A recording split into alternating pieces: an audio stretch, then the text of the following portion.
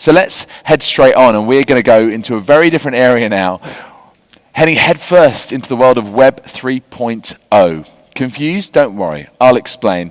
Sometimes tech speeds ahead of us, not only telling us what it thinks we desperately need now, but also forecasting what will be completely indispensable in a few years' time. There's always a fad around the corner, but I guess the question is, will it be sustainable? Think NFTs. So there are some that say they're here to stay, that they're a vital part of fan engagement, get with the program or get left behind. But there are others who don't know what the letters stand for. It's non-fungible token, by the way. And B, they don't understand why you would want a non-fungible token. You can't touch it, you can't taste it, what's the point? So then we head into the world of the metaverse. Again, there are enthusiasts, there are evangelists for this other world, and then there are those who have a tough enough time trying to work out this world, let alone have some sort of representation in another. Crypto, obviously, is a very kind of debatable topic right now. It's an area which exploded with some fanfare a few years ago, but now has many areas of question and doubt, clearly economic, some even moral. Now, we have fascination in Europe over these things, and Africa is certainly not alone in being interested, fascinated, even at times obsessed with these fancy new terms and developments. But there is caution in the air for sport on this continent as it sort of slowly opens its arms to the next generation of the Internet of Things. What will Web 3.0 mean for you if you're a club, a league, a federation, a brand, or even a fan? Well, before you take that leap of faith, we've got some experts here that can guide us along the journey. So please welcome the CEO and founder at Zetly, Michael Glijer, the CEO and founder at Capital Blok, Tim Magnell, and to guide us through the discussion on stage, the COO at Ancak, Jason Anderson. Please welcome them on stage.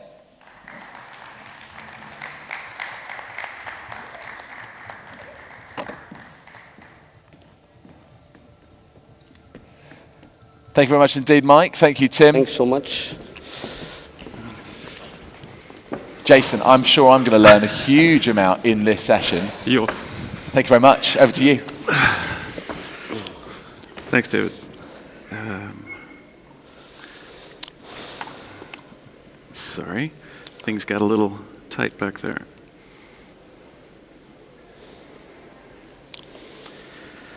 Good morning, everyone. Thanks for the introduction. My name's Jason Anderson. I'm COO at Ancak. In case I haven't already told you face-to-face, my company specializes in FIFA-integrated player registration and competition management systems. The MySafa platform we developed for South African football has registered more players and assigned more FIFA IDs than any other registration platform in Africa, and I'm obviously quite proud of that. Globally, MySafa ranks 15th in the world by this metric. And fair warning, guys, I'm probably going to circle back to that topic a little bit later on, but for now, I'm here with my distinguished panelists to talk about Web3. I'm here with Michael Glijer at the end. Michael's an entrepreneur with more than 20 years of experience in sport management. He's the chief executive officer and founder of Zetly, an all-in-one sport fan engagement platform. Michael's also a world traveler, mountain climber, former basketball player, and referee. He brings more than 10 years of experience in this field we'll be discussing today. He's educated as an economist and in sports management, and his life motto is, opportunities don't happen, we must create them. And couldn't agree more. Tim, to my right, Tim Magnell is CEO and founder of Capital Blok, one of Europe's leading Web3 agencies and tech platforms dedicated to sports and entertainment. Capital Blok offers NFT strategies, crypto consultancy, and blockchain partner guidance, as well as managing sports inventory and media for clubs in Europe, Middle East, North Africa, and Turkey. Tim currently advises a number of top European teams and clubs, and Capital Blok is the official Web3 agency of Galatasaray, AS Monaco, Trabzonspor, and Legia Warsaw. Thanks for coming here today to WFS, guys. It's been a great pleasure already getting to know you. I've already learned so much, so let's get started. We'll do a brief introduction and discussion of just what is Web3, I guess, and I'll do my best to explain it briefly in plain English. As the name implies, W3 is really just the continually accelerating evolution of technology. It's hard to keep up with today, and I'm sorry to say that it's only going to get worse. For the most part, when we talk about Web3, at least in sports, we're referring to blockchain-enabled technologies and NFTs at the top of the list. An NFT then, or a non-fungible token, describes a unique digital asset whose ownership is tracked on a blockchain. Think of something that is fungible as having common properties, something that is not unique, in other words. The coins and notes that we trade every day are fungible. Basically, one is exactly the same as any other, and any other note or coin of the same denomination. Your 50 Rand note and my 50 Rand note are interchangeable. In other words, they are fungible. An NFT, on the other hand, is like a digital coin recorded on a blockchain that has unique digital attributes to it. NFTs are used to prove ownership of a digital asset, like a digital certificate of authenticity. And guys, feel free to jump in if I say anything wrong. You're doing well. But like anything that's traded and speculated, NFTs are only worth as much as the next buyer is willing to pay for it. One of the best sports examples to date is NBA's Top Shot NFTs. And I'm not just saying that because we have some friends from NBA here with us today at WFS. Top Shots is a marketplace where fans can trade NFTs of NBA moments, and these moments are generally video clips that have been packaged and sold as NFTs. Not surprisingly, the most expensive Top Shot sold to date, I believe, is one of LeBron James doing a dunk that sold recently for $210,000. Also, our good friends at La Liga, who are also here, have a similar offering of iconic moments for the past 20 seasons, tradable as NFTs. So unique player cards of the top players in the world like Messi, Ronaldo, Mbappe at the top of the list from So Rare, they also regularly sell for over $100,000. So this leads me to my first question. The examples that I've given so far, and all of these cases that I can think of, quite frankly, are US or European-centric cases. Tim, maybe start us off. Can you start by putting this into a more African perspective? What are some of the challenges and opportunities you see for African football in the Web3 space? Sure.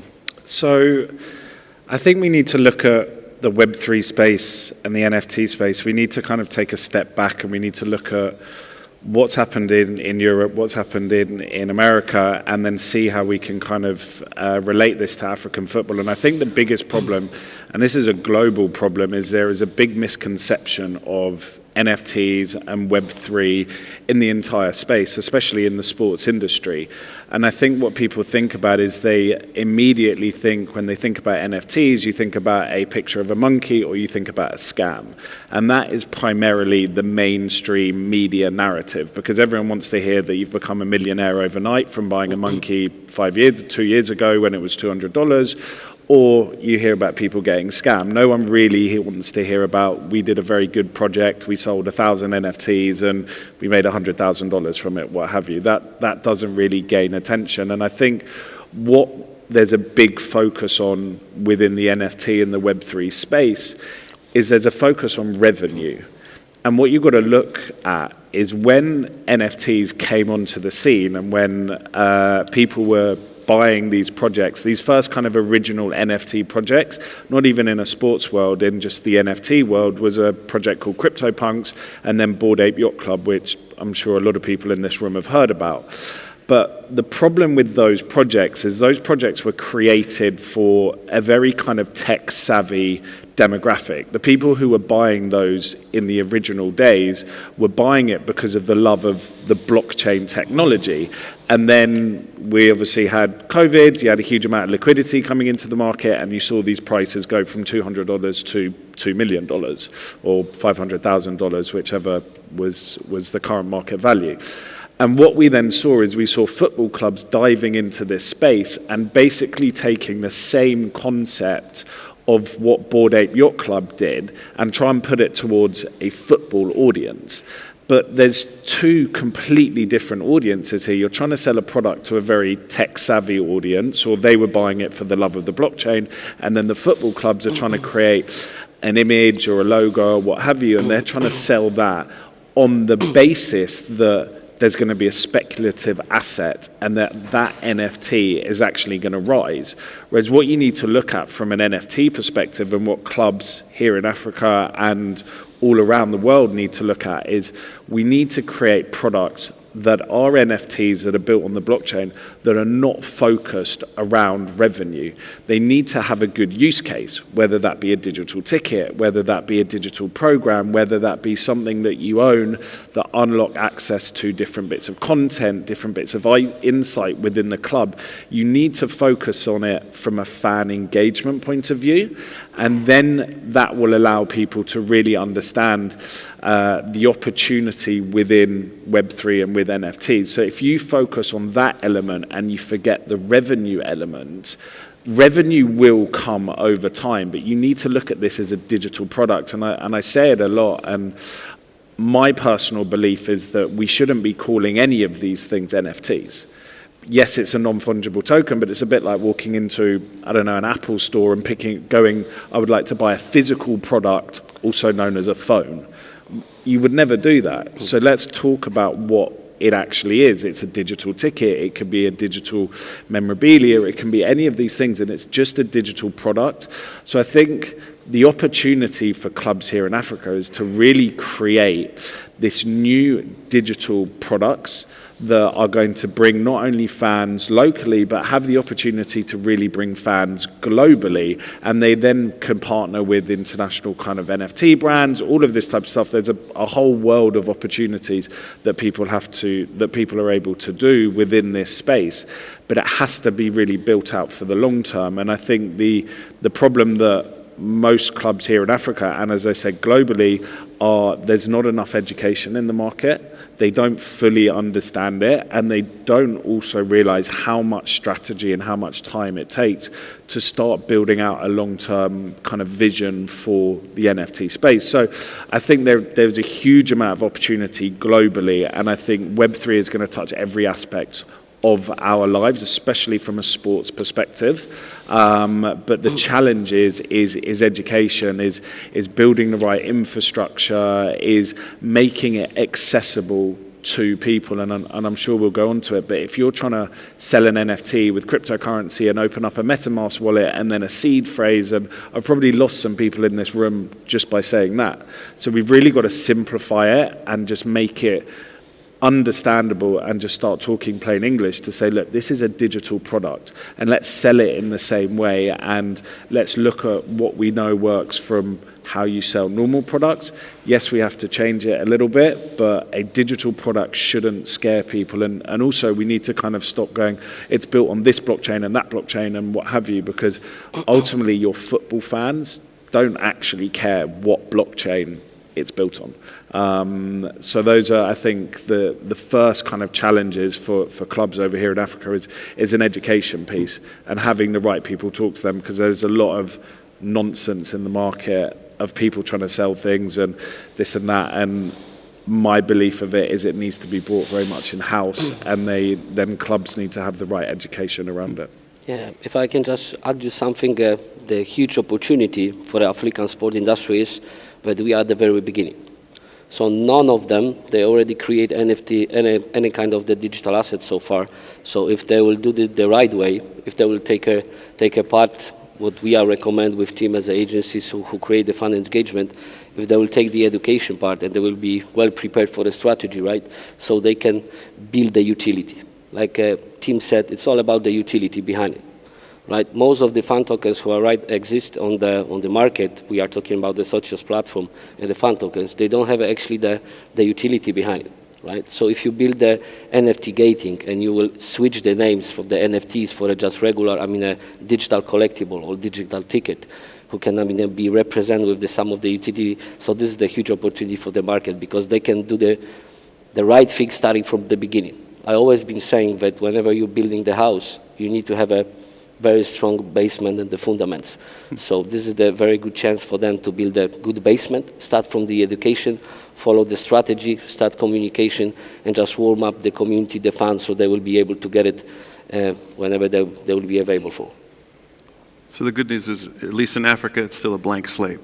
Yeah, it's completely untouched market, so that's why I will be happy together with team to have a footprint over there, just to maybe organize some kind of pilot program for the selected clubs or federation who will trust us, our experience and knowledge, how we can how we can prepare the clubs for releasing any kind of digital collectibles or build the fan engagement based on this in the future. So yeah, it's right now it's completely untouched market, but I see there is a huge opportunity since almost 150 major world clubs already released the digital asset, right? So I think there is a right time to explore the Web3, start learning. The education takes time, right? So education of the fans, so they will be fully understand, and so there is a right time for it. But you have to create the secondary market. Without the secondary market of conscious users and the conscious users of the fans, so this is the biggest value of the clubs, the fans. So without having such a market, it's completely nonsense to do this. Even the Liverpool presented, right? They released the NFTs collections without the proper education of the clubs, and they just sold 20% of it. Because most of the Liverpool fans even didn't have an idea how to, just to get it, how to get and put it on their wallets. Great. When clubs come to you now, Tim, maybe you can start. When clubs come to you now, what are the questions that they're asking? Are the clubs actually part of that sort of get rich quick craze? Are they wanting to cash in immediately, or are they looking at it more from a fan engagement perspective? If you'd asked the question 6 months ago, a year ago, it would be they want to get rich quickly. Definitely a year ago, the first question that we would walk into any of the clubs that we represent would be, how much percentage do we get on the secondary market? That was the first question. How much money are we going to make from this? And I think actually, you look at from a club perspective, there isn't a secondary market anywhere in the world. And when you say secondary market, you mean resale of these tokens? Resale of it. So obviously you sell it. Yeah, you have to create it, yeah. Yeah, you sell it on the primary market, which will be the initial kind of sale, and then there needs to be a secondary market. But that goes back to my original point of why are we immediately focusing on revenue? Like, how much are we going to sell it for? How much are you going to sell it for? If I go back to the phone analogy again, you don't walk into Apple and buy an iPhone and then the next day put it up on eBay and go, I bought this for $900 now I want to sell it for $1,500. The world doesn't work like that, and NFTs are no different to a digital product. So the clubs a year ago, yes, were asking very much around revenue, secondary market, how are we going to do that? Then given everything that happens in the crypto space after the last year, the downtrend, bear market that we're in, and also seeing a lot of clubs do some very, very bad projects, they've become a little bit more cautious in their approach, and there is a lot more of an education piece that needs to be done. So they really want to understand it. But the problem that you still have, and I understand it, a football club is still a business and it still needs to drive revenue. And the NFT world sits in the partnership world. Now, my belief is that it shouldn't sit anywhere near the partnership world. It should sit in the innovation department. And the reason for that is if you go in as a sponsorship to a club, so let's say you're platform 123 and you are looking to sell some NFTs, or you want some IP from that football club. Let's take a mid-tier football club in Germany that's got 1 million fans. They're minimum probably going to ask for about $500,000 for a sponsorship deal, which means you've got a fan base of 1 million people that you're going to try and sell some NFTs to.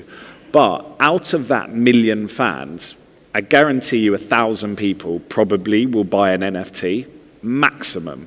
So immediately you're cutting your opportunity to sell to 1,000 people, and you've just invested $500,000 into this club. So you're then going to have to think, okay, how am I going to start driving revenue? And that means you're going to have to start selling either 1,000 NFTs at $500, and that's just not including marketing, company cost, running cost, blah, blah, blah. Or you drop the cost to $100, let's say, which is maybe more affordable for your average European football fan, but then you've got to find an extra 4,000 people out of the 1 million people to buy NFTs and come onto your platform and do things like that. So there is a real problem with clubs looking at it again from a revenue perspective, because when that company ultimately fails, which it will, because we've seen it time and time again, companies like Sporting Go, all over the market that have been failing because they've been putting huge sponsorship deals and they then can't keep up with the payments and they're not driving revenue. When they focus on that, you're then going to leave a bad taste in your mouth. So we work very closely with the clubs to obviously bring in an understanding of you need to bring this in-house. You need to ask the question, why? Why are you doing this? And if you're focusing on revenue, we as a business, we won't touch you. And as I said, we drive revenue. We've made very, very good revenue for our clubs, but over a long period of time. And we work with some of our clubs for a year before we even launch anything. So I think the clubs are starting to understand that, but also fundamentally, do you actually believe in an NFT? You look at some of the board directors and owners of football clubs across Europe, maybe of an older generation that don't necessarily believe in cryptocurrencies or NFTs or Web3. So if you fundamentally don't believe it from the top, it's not going to kind of seep down into the club. So there needs to be a real shift in perception, and that is coming, but people still don't fully understand the power of what an NFT can create and actually what the blockchain can do. And again, it does very much go back to education. Yeah, and I would love to say that there is the biggest misunderstanding of the Web3. So all of them, they are thinking that there's a one-time entrance, right? Just to create the collection, release the fan token, grab the money or make the money.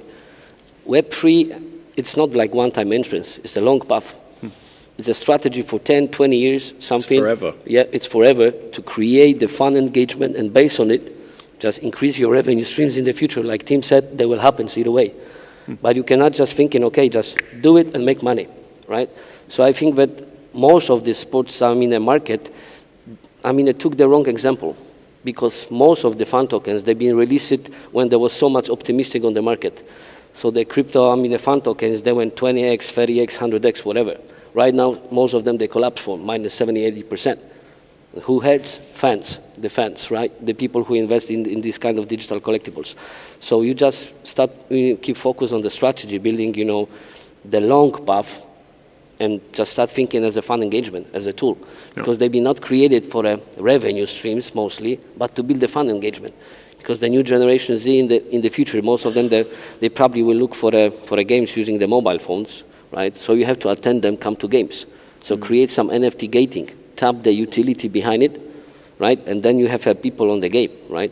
If you will tune over for the monetization, and if you can just tune over for the revenue streams, it's another benefit for the clubs. But I will say most of the clubs supposed to think it as a fun engagement tools, not a revenue things, right? You've touched on fan engagement quite a bit. Is there demand from the fans, I guess, and maybe break it down, Mike, you can speak a little bit more about it. In Europe and in Africa, I assume it's quite different. What are fans looking for in Web3? Most of the fans, of course, they will look for money. How to be close for the fans. We are trying to create the model of fun 24/7. So it doesn't matter wherever you're going to be, right? You will always have the access to the club, right? So you can vote for some, major things for the club, right? So you can be engaged. You can, take something, buy something, and have some kind of sense of ownership of your club. It means that you are trying to help, to support, right? You can, take some, exclusive concerts or take a part in some play-to-earn games to get some, tokens which can be exchanged for some rewards offered by the club, right? So here in Africa, I have no idea, because the market does not exist, so far based on the digital assets. I think that the first collections, same like Google did at the beginning 20 years ago when we have the bubble.com, when the internet was created, giving everything to the people for free. Let them play. Let them play as much as they want. Once they will be addicted to it, right? Then you can start thinking about making the revenue streams for the club. But our platform and our solutions offers the revenue stream for both sides. So the club and the fans, they can be engaged and make money on it. And so far we've spoken exclusively about clubs as well. Tim, maybe touch on, is this something that member associations should be thinking about as well? With their national teams, World Cup is coming up, obviously. Is it something that a member association can capitalize on? Do they need to think about it in terms of image rights with their players? Yeah, very much so. Just going back to your question before, do fans care? It sounds strange coming from someone that represents football clubs and has a Web3 agency, but football fans don't care. The majority is very, very small. And again, that goes back to how are you going to position this to your football fans? If you go in and you start saying, we're launching this NFT, we're doing this, we're doing that, the word NFT is not liked by football fans and actually by general consumers, because I go back to people thinking it's either an image or a monkey or there's no difference, right, or a between scam. There's not a demand and there's not a need for it. So you need to create that demand by creating digital products. So I really do think that if we change that narrative, and again, it always goes back to education and understanding, and then how you talk to your fans and talk to them why. It's amazing how many clubs we work with that do not want to talk to their fans. They don't want to say, we are doing this and this is going to be the benefit from you. They're your fans, they support you, they love your team, they do everything. So speak to them like that and treat them like fans, don't treat them like customers. But I think from a club perspective, yeah, of course, it's very relevant for clubs. You will always have a fan base for clubs. But then when you look at a league level, you look at a federation level, it's equally important. Obviously, Top Shots and Dapper Labs have done an amazing job with the likes of the NBA Top Shots, with obviously La Liga and everything that's going on with their new NFT drop around that. And I think they have a really good overview of the market because they are collecting those moments that people love. It's those goals. It's the things that really get us excited when we're watching sport. The goals, the exciting moments. But I think federations, governing bodies can all look at it from multiple areas. And we think about blockchain, we think about NFTs, and again, it's natural because of what we've seen in the mainstream press around revenue. But actually, it can be just a source of ownership, a source of collection of data. It can be with regards to your memberships, your player registrations. How can then we issue an NFT to each player? And then that sits on the blockchain that cannot be altered, cannot be changed, and that can be a store of data. So federations could start issuing that. That can then fall into player transfer. That can fall into kind of sponsorship stuff. There's a whole range of it. So it's really amazing what blockchain technology will be able to do and the products that we can just build on top of that. And I think that's what we always have to remember.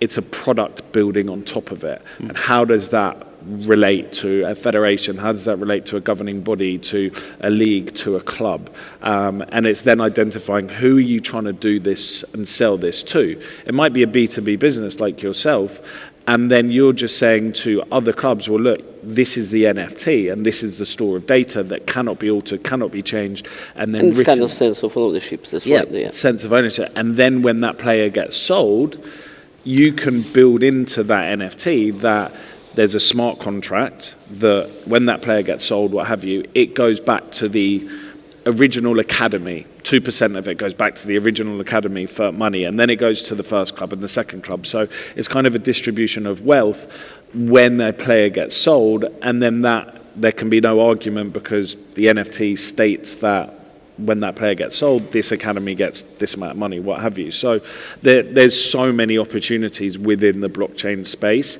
but it's identifying what that right product is. Yeah. Yeah, we've spoken about it before. From my perspective in the business that I'm in, Web3 is fascinating, as you say. I mean, so often you hear about it spoken in terms of transparency, and that's what, with the launch of the FIFA clearinghouse just yesterday, that's what that's intended to bring to the international football transfer market, is that sort of transparency with Web3 and blockchain. If all international player registrations or domestic player registrations are captured on the block, they can't be altered, they can't be changed, they can't be stolen, and then smart contracts could be used potentially to trigger those training rewards or FIFA solidarity payments as well. Yeah, when you put something on blockchain, it always stays on blockchain. So yeah, right. We spoke a little bit earlier, just in the context of one of the event sponsors, Meta, the metaverse. How does that factor potentially in Web3 and especially in football? I will call it, from my perspective, that metaverse is some kind of like IKEA shop. Right? So all of the platforms and then the NFTs and everything what we are building for, it's furnitures what can be used. It's a real-time experience. It can be, used as a real-time experience.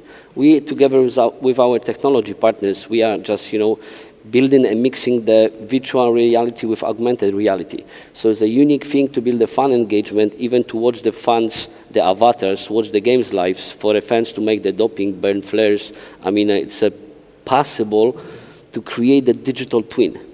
So just for a simplicity, you can just duplicate your revenue streams by, creating a digital stadium. You can sell the virtual seats, virtual advisements, and this is a perfect tool to organize the fan engagement as well during the off-season, right? So you can organize the events. It can be, a tunnel for, some kind of malls, so even your business partners, they can create virtual shops, whatever. So it's totally unlimited options for the whole market. But it's never been done so before. So we are trying, together with our partners right now, we are trying to put a digital twin stadium here in Europe.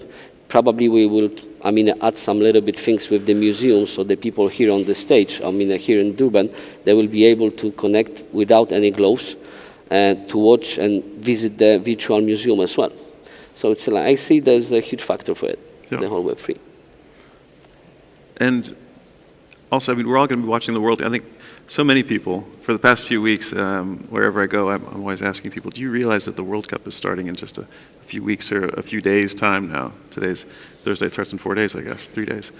Algorand is a big sponsor now, has come on as a top-level sponsor at FIFA. We're all going to be seeing the name over and over again for the next month on television. Tim, maybe speak a little bit about what is Algorand and why are they interested in football? Why are they a FIFA sponsor? So Algorand is a layer one blockchain, and a blockchain obviously is essentially your store of data. It's the same as Ethereum. There's many layer one blockchains, and it's a bit like, in its simplest form, building on top of the internet. It's like building an app on top of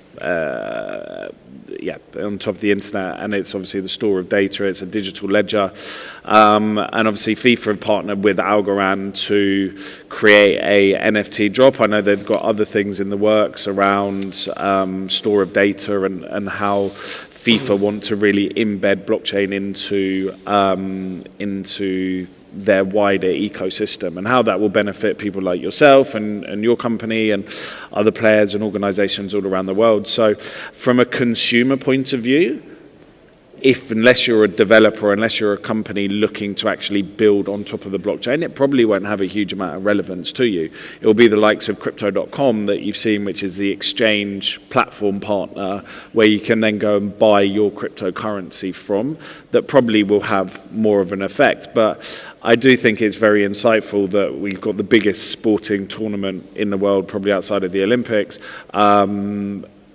happening, and two of its key partners outside of Visa and Coca-Cola are a crypto exchange and a layer one blockchain. So I think it really does signify the future of where this is going. But I'm sure we've all heard the news. You've heard over the last kind of 2 weeks, you've had exchanges like FTX that have gone bust, went from a $24 billion company to zero in the matter of 3 days. So none of this helps the whole market, the whole market, the reputation of the market, the image of cryptocurrency, of scams, of this, of that. So there really does need to be a change of mindset, and these type of things don't help.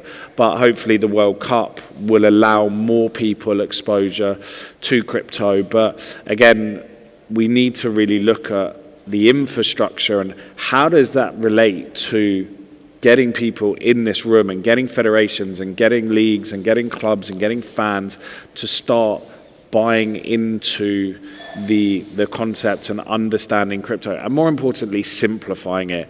It's too difficult at the moment, and we need to make it easier. And there's, as I said at the beginning, there's a lot of rubbish in this space, and people just need to be a lot more clearer. And if you are trying to not understand it, and you know your business inside out, and you're kind of like, I don't quite get it, how is your fan base going to understand it? So we need to simplify that, and hopefully with the World Cup it will shine light on blockchains, the opportunity to build on top of blockchains. It will shine light on Crypto.com to be able to purchase cryptocurrencies. But for me, I don't see it. I see it will be good brand exposure, but in terms of kind of user acquisition, I don't think it will do a huge amount. It's a part of the adoption. Right now, just 4% of the people just using, any crypto and the blockchain products, right? So I think it's a part of the adoption. The adoption will show over whenever the regular people who are on the stage, probably here they will just start using the digital wallets. Then we are talking about the full adoption.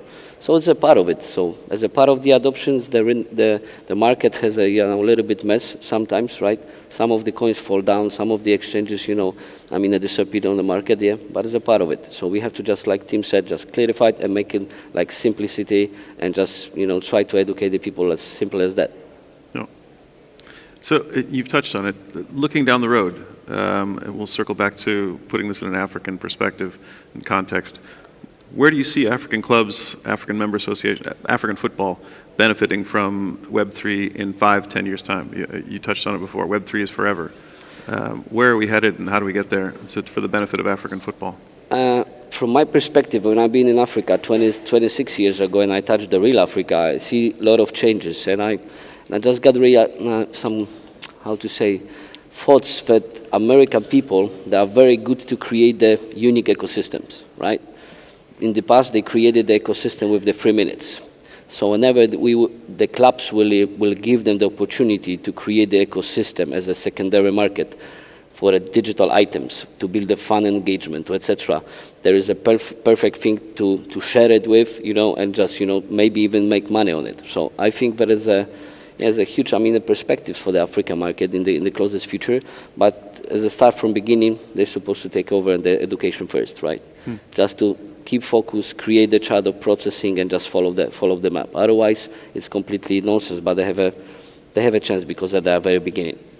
So, Tim, I think the future is very exciting for African football and sports in general from a Web3 perspective.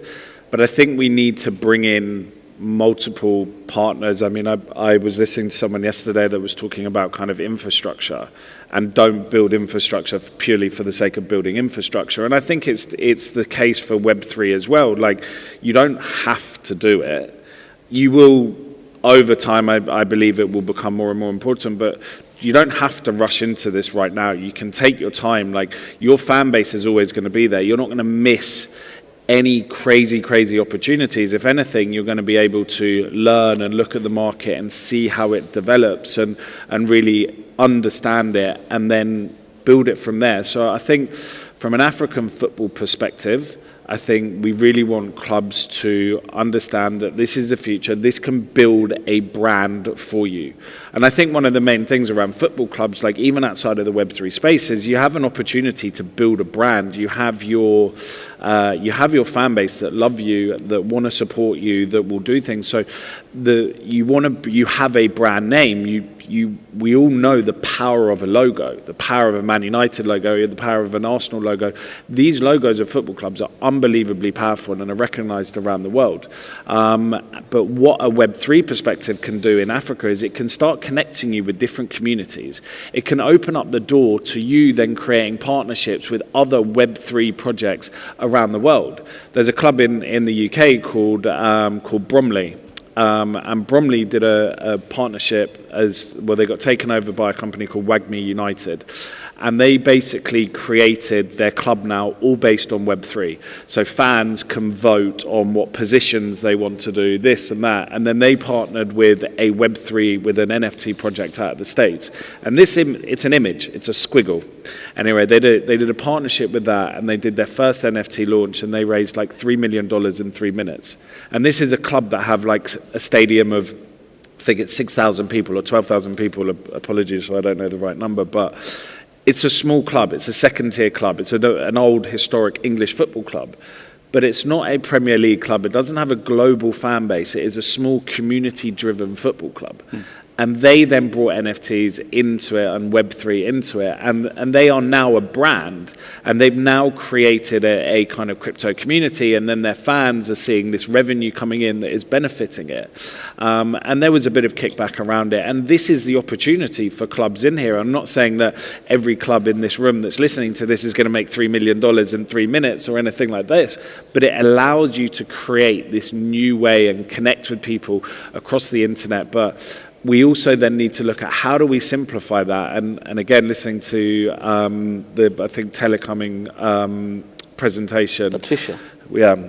Looking at how do you then bring in those partners? How do you start using it? How do you bring it into the apps? How do you make it easy for your fans that actually your fans don't even realize that this is kind of a Web3 product? That They don't care about it. No. It has to work just. Yeah, it needs to be very easy. It needs to be very simple for you. And you're buying this product. Like, why are you doing it? What are the benefits that you get from it? You buy a ticket, then you get a real life ticket to go to the game. But then when you come back onto the platform, your ticket is updated and it's got the score and it's got the man of the match and then it's got some content on there.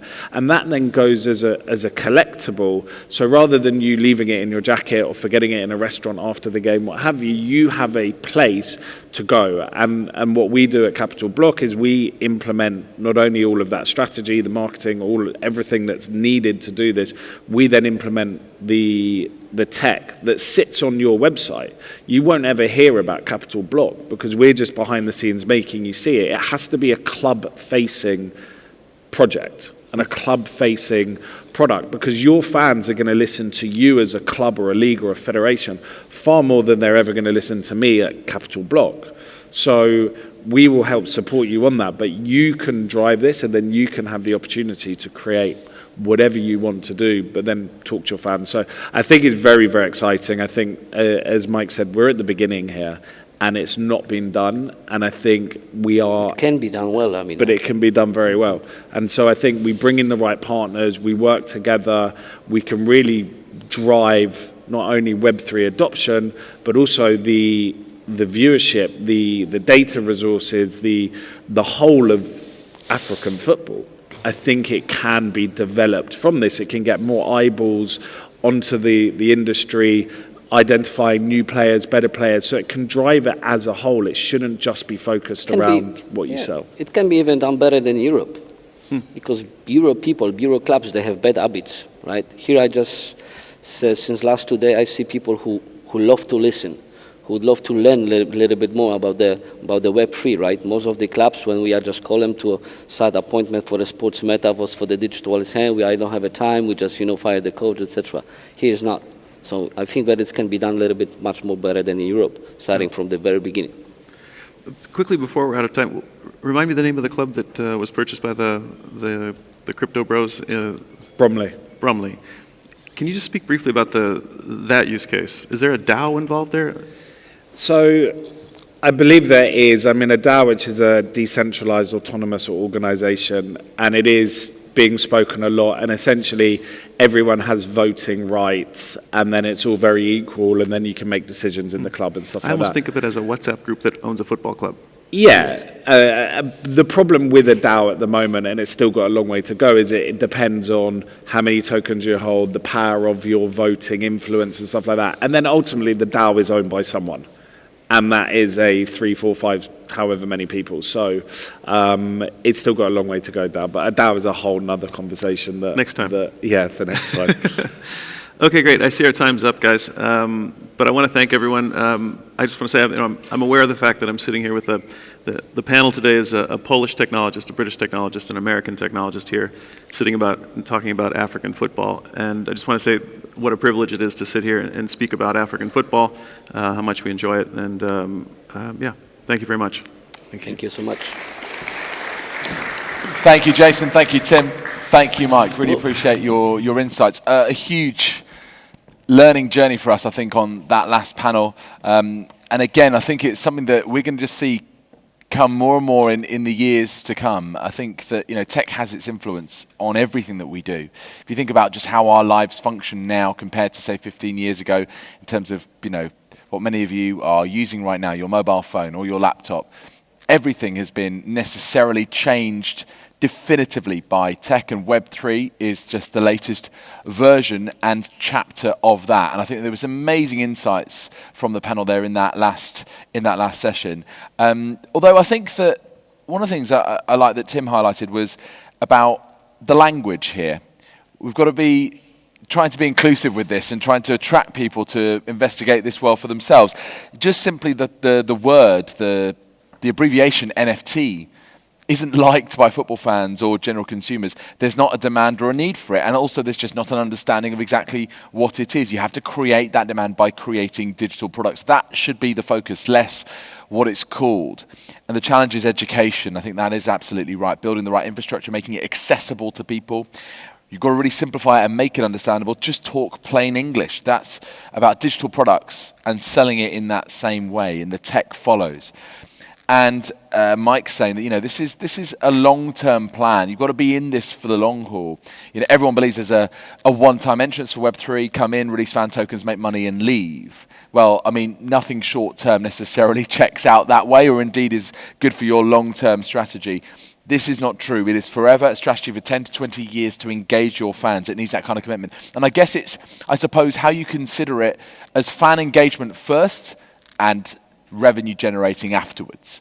And I'm sure that it will. If you manage to engage your fans in the right way, then they will want to spend money with you and on your brand.